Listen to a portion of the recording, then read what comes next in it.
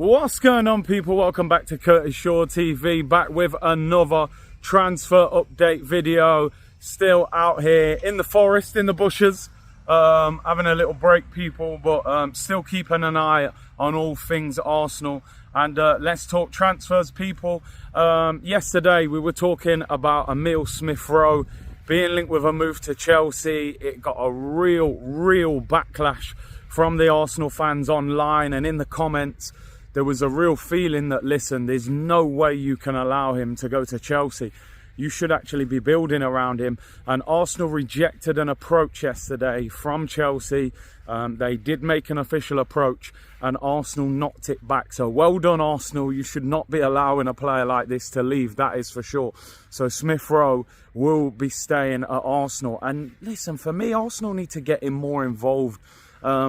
I think people have to understand that a couple of years ago, when Arteta was really struggling, he integrated Smith-Rowe into the team midway through the season, and it really got us back on track. We were struggling with creativity, and Smith-Rowe had a real impact on the side. Last season he struggled with injury. The year before he got 10 league goals without even being a regular starter. This is a real talent, and England international, he's one of our own. I think you've got to be keeping him. So I'm delighted that Arsenal have turned that one down. So Smith-Rowe stays at Arsenal. But let's talk about somebody that we are trying to sign, people, possibly. Brentford have named their price. Brentford have stated they want £80 million to sell Ivan Toney this summer, despite his ban. Ivan Toney, somebody we've spoken about a lot on this channel, somebody I would love to see join Arsenal.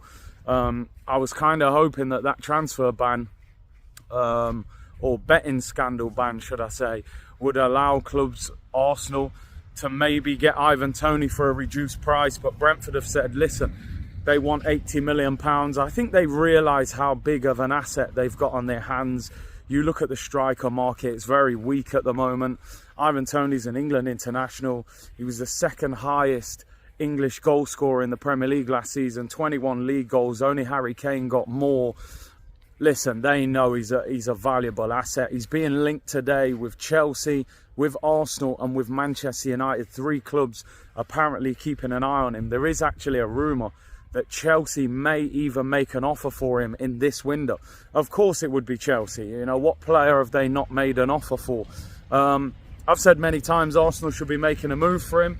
I think you could maybe offset that deal by including a player. You could probably get him for a little bit less because we know the player wants to move. We heard him talk about Arsenal the other week. We know that he would go to Arsenal. Maybe you could get him for 65, 70. Maybe you could chuck a player in there. But Ivan Toney, £80 million. Do you think he's worth it? Would you want to bring him to Arsenal? Listen, I think in the modern game, strikers are at a premium and goal scorers are at a premium as well. Osimhen would probably cost you 130, 140 million. You look at Mawani over there in Germany, he's being linked with £100 million offers. So listen, Ivan Toney, £80 million. Let me know in the comments, do you think he is worth it? Somebody that is leaving the club is Nuno Tavares. He is on his way to Nottingham Forest. Medical being completed today. He will join on a season-long loan, £2 million loan fee, with a £12 million buyout at the end of the season. So if Forest want to make it permanent, they will have to pay a further £12 million at the end of the season to make it a permanent deal. Tavares was set to join them on a permanent 2 weeks ago, but apparently rejected the move. Now looks set to go there on loan, which is interesting. I wonder what changed his mind. Maybe the options that he was hoping for weren't there. And in the end, Forest didn't look so bad for him. I think he'll do well there. They play quite an attacking brand of football, especially at home. And if they use him as a wing-back, I think he'll do all right. If they play him at left-back, maybe not so good. So Tavares joins Forest, people. Rob Holding looks as if he could be on his way. Mallorca have inquired for him. The club he looks most likely to go to at the moment is Luton Town. They were set to sign Isaac Hayden from Newcastle on loan, but that deal collapsed, which now enables them, basically, they're allowed one more loan player from the Premier League because the Hayden deal has collapsed, they've now turned their attention to Rob Holding. So Rob Holding has got a choice to make. Does he go over to Spain and play for Mallorca, or does he play for Luton in the Premier League? Now, in terms of living, you know, Mallorca's probably a more glamorous place to live, but he may want to play in the Premier League, and Luton, he'll get game time.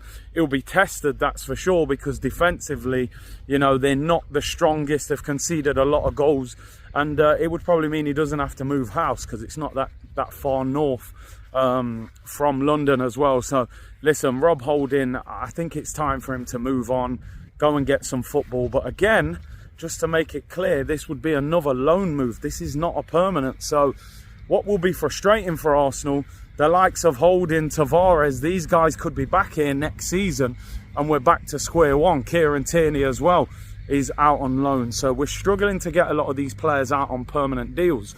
Remember, we've still got Cedric, we've still got Sambi Lokonga, you know, players that still need to be moved on.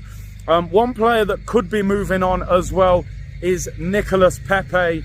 He's being linked with a move to Al Ettifaq over there in Saudi Arabia.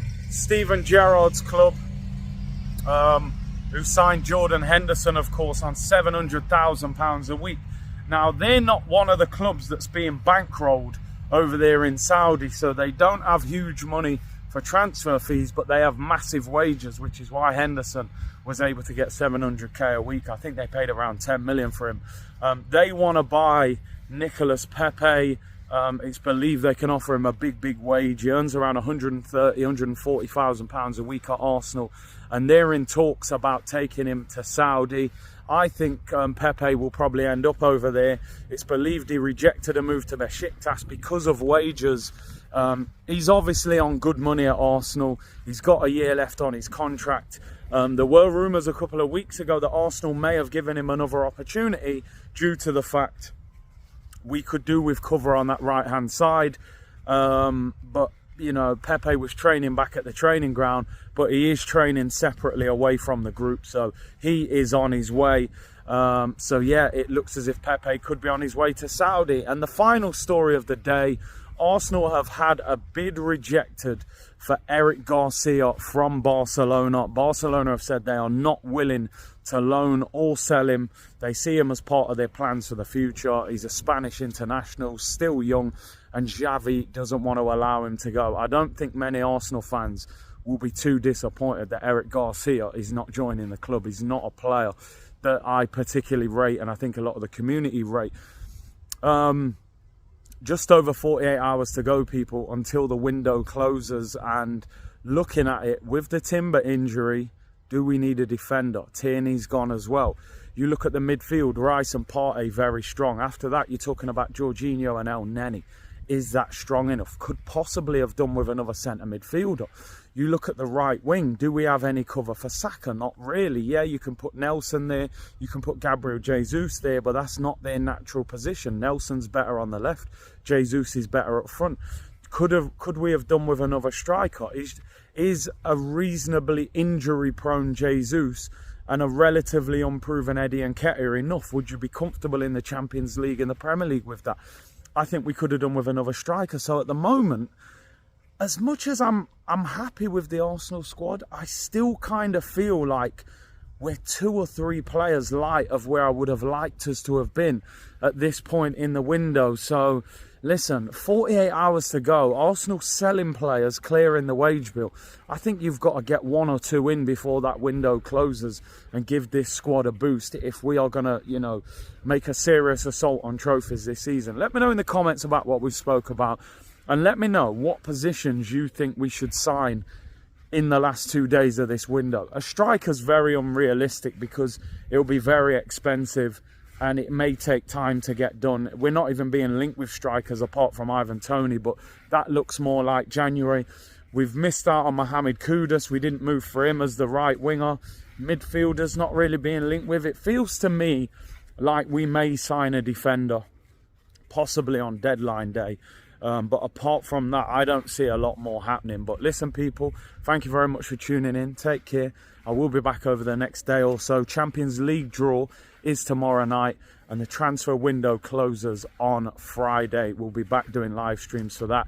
And before we leave today's show, I have to say congratulations, Aaron Ramsdale, William Saliba, Martin Odegaard and Bukayo Saka, all nominated in the PFA Team of the Year. And Bukayo Saka won PFA Young Player of the Year. Star boy settings, big him up. Great to see Arsenal players involved in that, and let's get a few more in this year. Big up everyone for tuning in. Like the video, subscribe to the channel, and I will see you all tomorrow, people. Bless.